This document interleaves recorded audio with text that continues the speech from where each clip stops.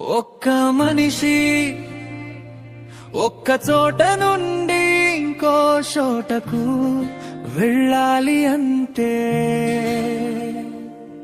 ఒక్క పడవకు నీళ్లు ఎంత అవసరము ఉంటాయో ఆ నీళ్లు కూడా ఆ పడవ కిందనే ఉండాలి.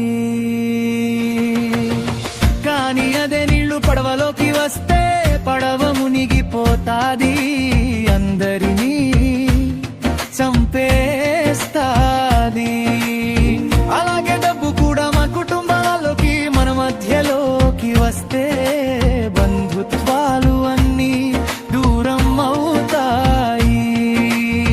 అప్పుడు మనం ఒక్కరిని ఒక్కరు చంపుకునే వరకు వస్తాం.